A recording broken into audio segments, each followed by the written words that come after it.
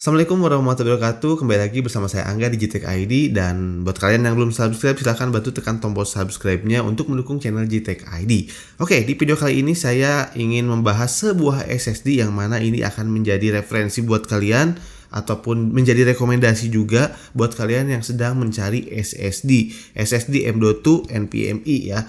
Jadi buat kalian yang mau rakit PC atau mau upgrade penyimpanan storage dari laptopnya, mungkin kalian ingin mencari SSD yang harganya cukup terjangkau tapi memiliki kehandalan yang tangguh dan juga memiliki kapasitas yang cukup besar gitu ya. Dan ini adalah SSD dari PNY CS2241. Nah, sebagai informasi awal, PNY itu memiliki ada dua segmen, di mana untuk PNY seperti ini adalah segmen untuk consumer ya, dan ada juga segmen PNY untuk accelerate, itu biasanya accelerate gaming, jadi ibaratnya seri lebih tingginya dari PNY. Namun untuk kelas consumer seperti ini pun ternyata udah cukup baik.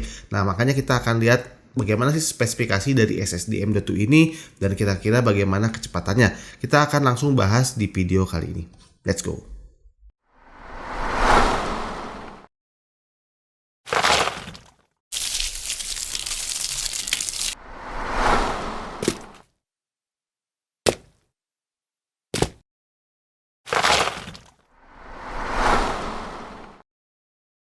SSD PNY CS2241 adalah sebuah SSD NVMe Gen 4 kelas consumer dari PNY.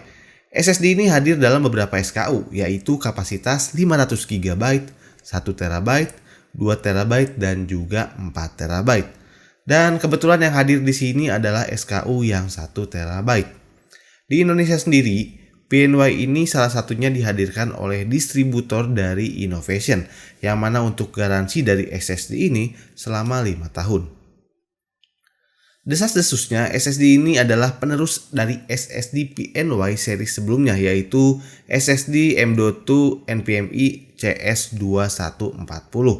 Untuk spesifikasi dari SSD ini tentunya memiliki interface Gen 4x4 dengan form factor M.2 2280, yang mana ini bisa buat kalian pasangkan di PC desktop atau untuk kalian yang ingin mengupgrade penyimpanan laptopnya jika memang sudah support. Untuk urusan kecepatan, PNY ini memiliki kecepatan read-nya up to 5100 MB per second. Namun ada beberapa perbedaan seperti pada SKU 2 TB dan juga 4 TB itu berkisar di 5000 MB per second. Sedangkan untuk SKU 500 GB itu berkisar pada 4700 MB per second. Dan untuk speed write-nya up to 4200 MB per second khusus untuk SKU 2 TB dan 4 TB.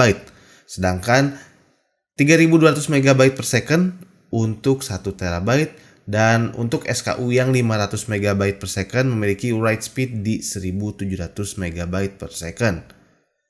Dimana untuk TBW ini dari SSD ini tergolong nggak besar-besar banget dibandingkan SSD tipe lainnya. Seperti contohnya yang saya pegang kali ini, yaitu dengan SKU 1 TB ada di sekitaran 320 TBW saja.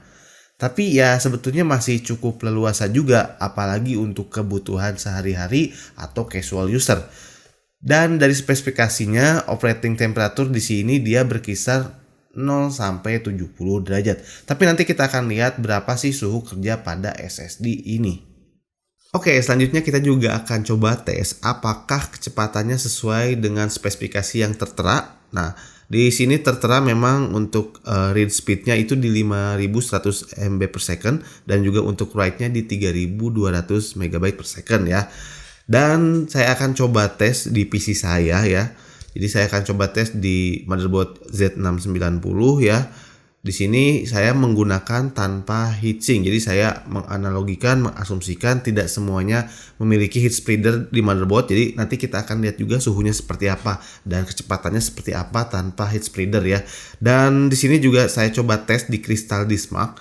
Untuk kecepatannya ternyata sesuai dengan spesifikasi yang tertulis, yaitu ada di sekitaran 5100 MB per second untuk read-nya ya, plus minus, dan juga untuk write-nya di 3200, dan hasil tesnya memang sedikit lebih dari 3200 MB per second. Nah, ini untuk yang 1 TB, dan kalau saya tadi nggak salah baca spesifikasinya, untuk yang SKU di 2 TB bahkan 4 TB itu untuk write-nya itu bahkan di 4200 MB per second. Jadi cukup kencang ya untuk write-nya untuk si PNY ini. Dan juga di sini untuk suhunya sangatlah tergolong adem untuk kelas NVMe Gen 4. Jadi ya ini nggak ada worries, nggak ada kekhawatiran terkait suhu. Jadi nggak sampai 70-an gitu ya, nggak sampai 80. Ini sangatlah adem hitungannya. Ini tanpa heat spreader. Bahkan kalau pakai heat spreader lagi untuk pendingin lagi, saya rasa sih bisa lebih dingin lagi 5 sampai 10 derajat biasanya ya. Tapi itu tergantung juga kualitas heat spreadernya masing-masing ya.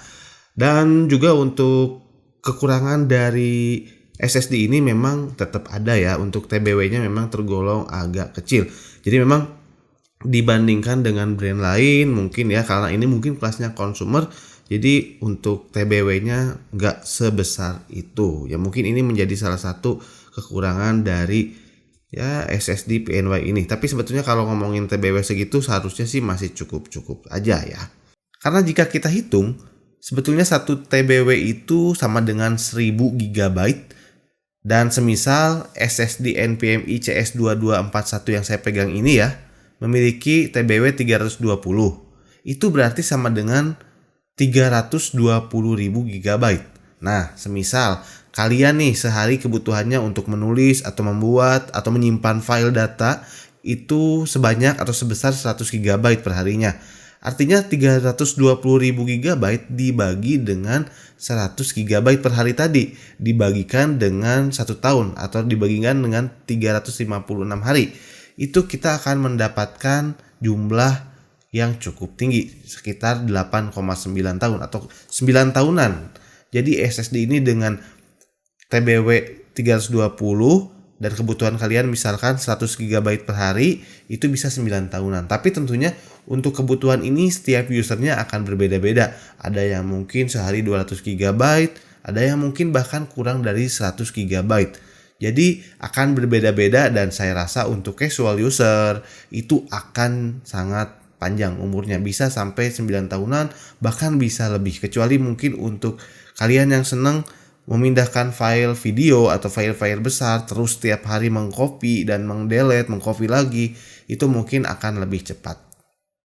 Dan terakhir untuk harganya, berapa sih untuk harga dari PNY ini? Nah, untuk PNY ini di marketplace atau e-commerce itu harganya di sekitaran 1,1 jutaan. Wah, cukup harga yang terjangkau untuk NVMe Gen 4 yang berkualitas dari PNY ini. Jadi PNY bukan brand yang kaleng-kaleng, bukan brand abal-abal. Jadi ini salah satu rekomendasi buat kalian yang bingung-bingung cari SSD mau pakai brand apa yang tangguh kehandalannya. Mungkin ini bisa menjadi salah satu alternatif atau wishlist buat kalian yang juga ini tercover garansi resmi tadi ya, 5 tahun, cukup panjang ya dari Innovation. Dan mungkin itu saja video dari JTech ID kali ini. Mudah-mudahan video ini bisa bermanfaat untuk kalian. Dan jangan lupa tekan tombol like-nya dan juga tekan tombol subscribe-nya buat kalian yang belum subscribe. Bersama saya Angga dan sampai ketemu di video selanjutnya. Wassalamualaikum warahmatullahi wabarakatuh. Bye.